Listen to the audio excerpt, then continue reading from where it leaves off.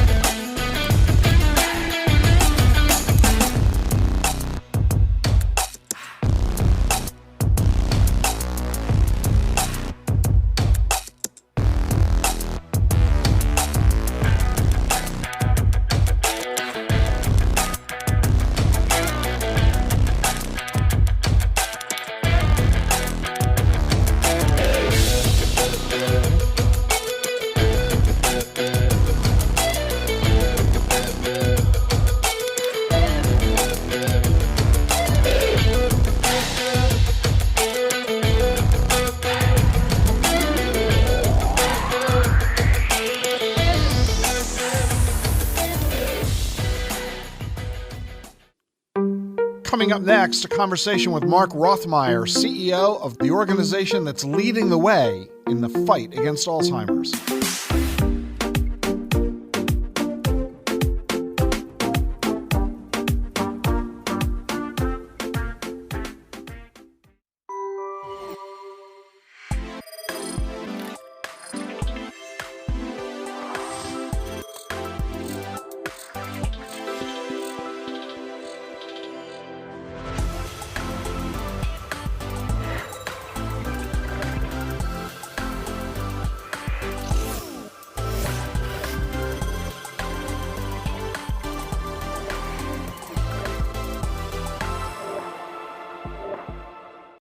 Support for Rick Edelman's podcast comes from Invesco QQQ. What do all the greatest innovations have in common? Agents, people who participate in progress by supporting cutting-edge ideas. Invesco QQQ is a fund that allows you access to innovators of the NASDAQ 100 all-in-one fund, so you don't have to be an inventor to help create what's next to come. Anyone can become an agent of innovation with Invesco QQQ. Learn more at Invesco.com/QQQ. There are risks when investing in ETFs, including possible loss of money. ETFs' risks are similar to those of stocks. Investments in the tech sector are subject to greater risk and more volatility than more diversified investments. The NASDAQ 100 Index comprises the 100 largest non-financial companies on the NASDAQ. You can't invest directly into an index. Before investing, carefully read and consider fund investment objectives, risks, charges, expenses, and more in prospectus at Invesco.com. Invesco Distributors, Inc.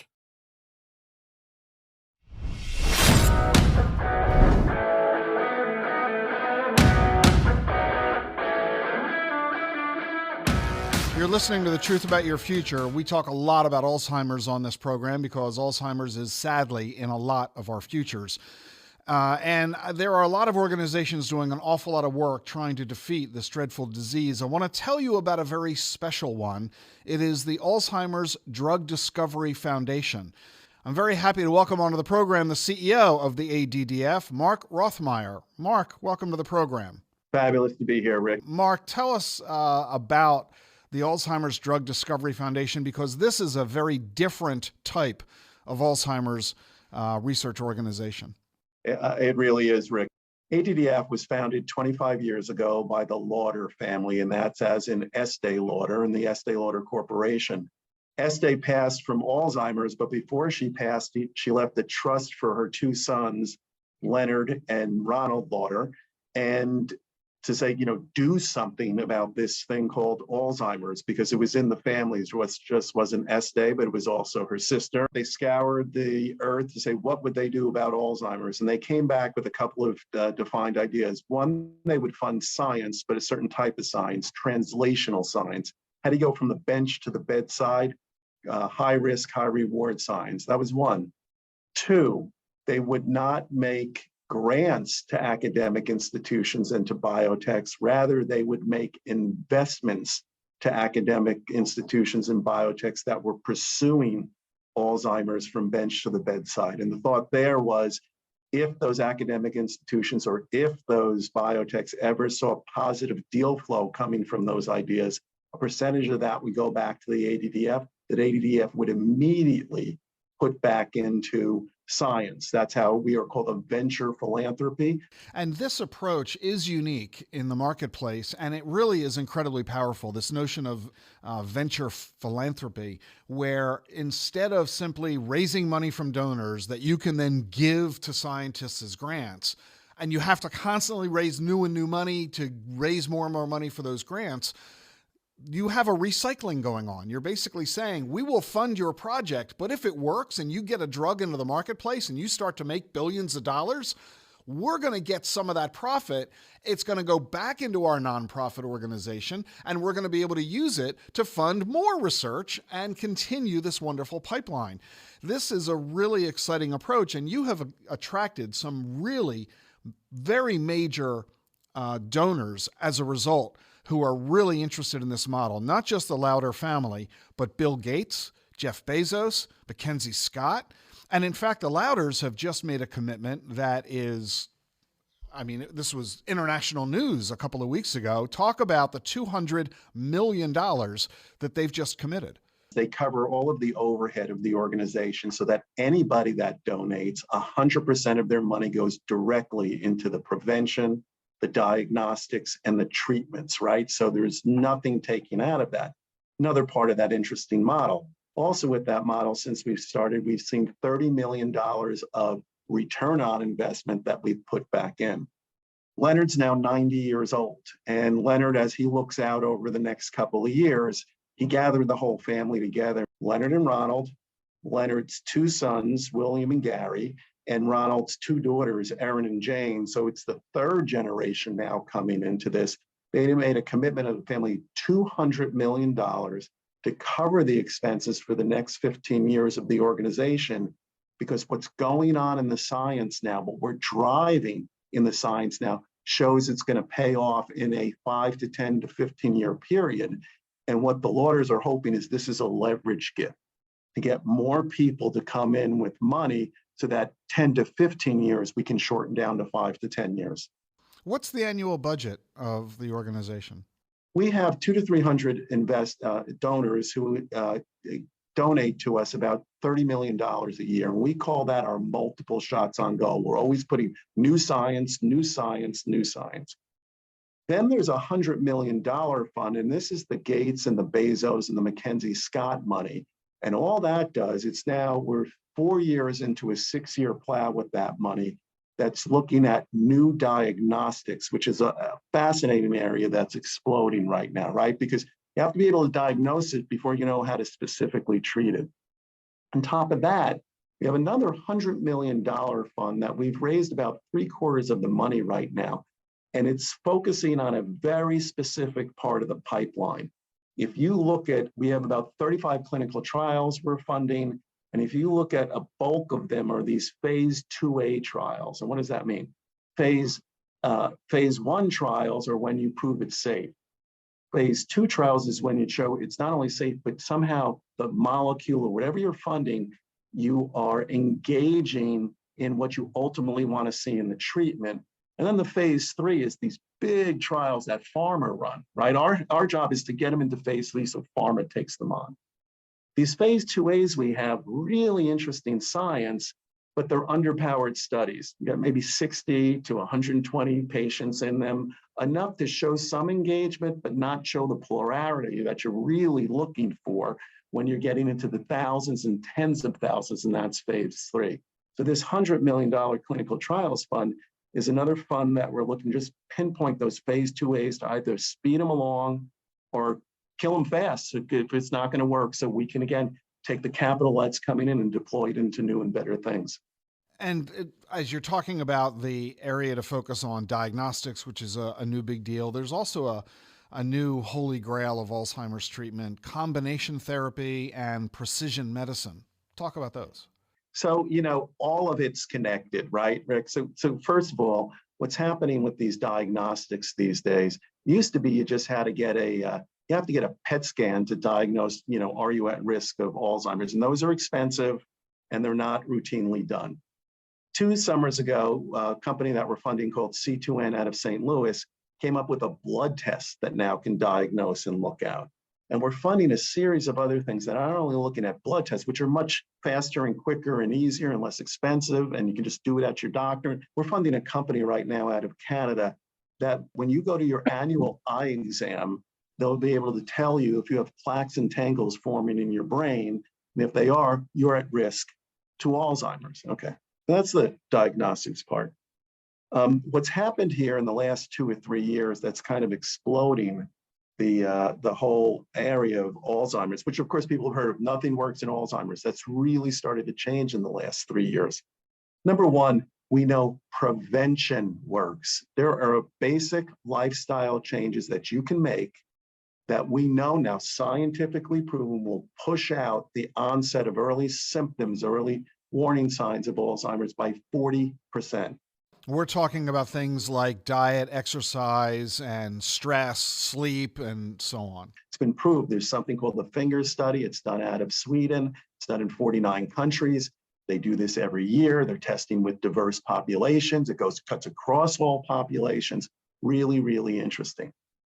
But that then brings up the chance to start doing what you call this holy grail combined therapies. Well, what if we took prevention that we know can work and then started dropping in a therapeutic intervention? And you and many of your listeners and followers might have heard of a diabetes drug called metformin. Metformin is also a drug that affects aging. And what we're doing right now with Dr. Mia Kivipelto out of Sweden is a combined trial that has these lifestyle preventions as well as people taking metformin. And does that even push it out even further, right? So this is kind of where it's going. That's an example of combined trials. We're seeing in the headlines almost daily at this point. So this is the first time in 20 years we're seeing any therapeutic come to market that can really benefit people's cognitive health. What these drugs are showing is a modest improvement in cognition, about a 25 to 35% improvement in the delay of cognitive decline. We're thrilled about that, but as I said, it's modest. What are we really looking for? 75, 85, 95, 100% effectiveness. Think about this, Rick. My wonderful mother-in-law who passed 2 years ago, she was 93 going on 94 when she passed. Last 10 years of her life, we watched her go from mild to moderate to severe dementia. By the end, understanding, who her children were, who her grandchildren were, understanding that her favorite granddaughter was about to have her great-grandchild that was lost. And these were things she lived for, right? Absolutely lived for.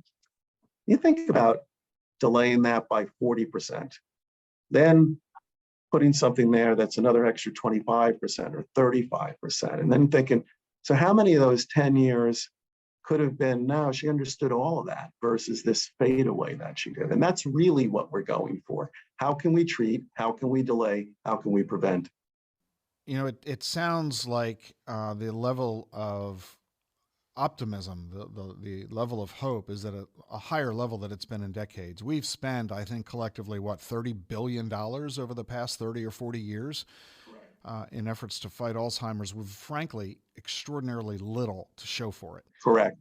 And yet we seem to be on the precipice of some pretty major advances that we have been waiting for an incredibly long time. What accounts for this? Is it the amount of money that we've been throwing at this? Is it the amount of time we've been spending? Is it the technological innovation that is now allowing this to come to fruition? Why suddenly are we on the precipice of these major breakthroughs? Probably the most honest answer is yes, yes, yes, and yes. But let me break it down a little bit, right? Think about cancer. Think about it was in the early 70s when the war on cancer was declared, and now we're 70 years later, and look, there's blood cancers, other cancers. If you have them, so long as you stay on the protocol, that's not what's going to take your life, and you're going to have a quality of life if you stay on these protocols. All of us are aging, and like anything else, we all age differently. And why, right? It's our genetics. It might be how we handle inflammation. It might be vascular, right? A mitochondrial. Our biologies are all a little bit different, right?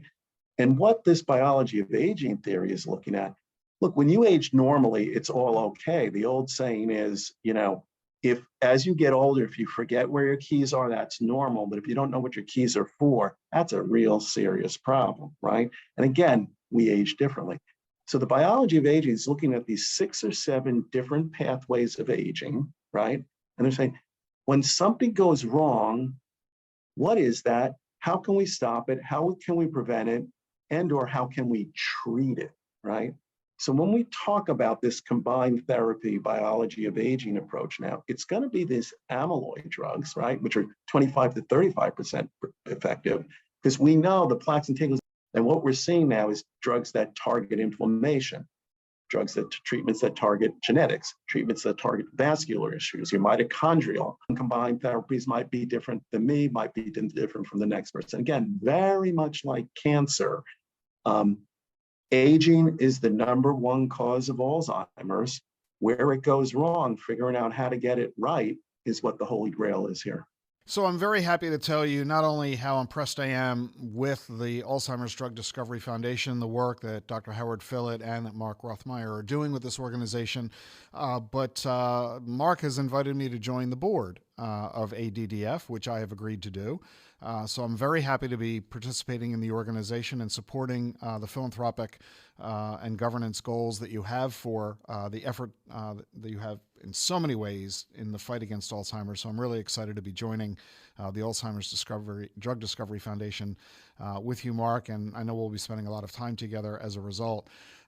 You do accept and constantly seek, like any other well-deserving nonprofit, you're looking for donors all the time. If folks would like to donate, knowing that 100% of the donations go directly to research, how do people support the Alzheimer's Drug Discovery Foundation? Just go to alzdiscovery.org. And most importantly there, you'll be able to see several things. One, you'll get a sense of this optimism and excitement and see all the latest and the most cutting edge research. Two, if you want to know the basic ways to go about preventing Alzheimer's, there's a part of the website called Cognitive Vitality. It can tell you everything from does drinking coffee help, or a glass of wine, or how many glasses of wine, or what about these supplements that people see at their local pharmacies? Are they any good? All of that great information is in there. And obviously there's a way to donate directly to the cause. Rick, can I just put one other thing in there? I just want to acknowledge you and your wife. Both of you have made this very clear that you have different philanthropic interests. One is Alzheimer's because it's affecting too many people and we need to do something about that. And I just want to acknowledge that what you have chosen as some of your philanthropic pursuits here, I really applaud and admire. And it's great to have you join the board. I appreciate that, Mark, very much. The goal that Gene and I have always had with our philanthropic activities is impact. And the ADDF is having an incredible impact in the fight against Alzheimer's, which is why we're really honored to be joining the organization. Again, you can reach them at alzdiscovery.org. The link is in your show notes today. That's Mark Roithmayr, the CEO of ADDF, the Alzheimer's Drug Discovery Foundation. Mark, thanks for joining us on the show. Truly a pleasure, Rick. Thank you. How much do you know about blockchain and digital assets?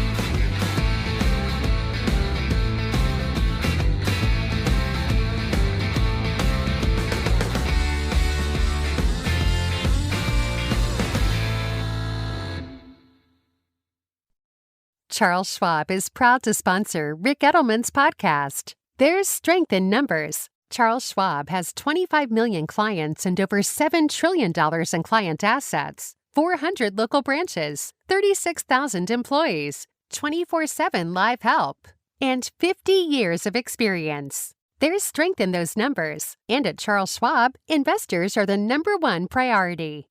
Visit aboutschwab.com for the numbers and schwab.com to learn more. You know, people used to tell me that their favorite part of this podcast was the visit by my wife, Jean. Well, her podcast has gotten so popular, she now has her own website, selfcarewithjean.com. Every Thursday, she launches her new podcast and videocast. You can get this week's right now at selfcarewithgene.com. And you can sign up for her free email updates. You can subscribe to her social media channels. Link in the show notes. That way you'll be the first to know about everything that Gene is doing.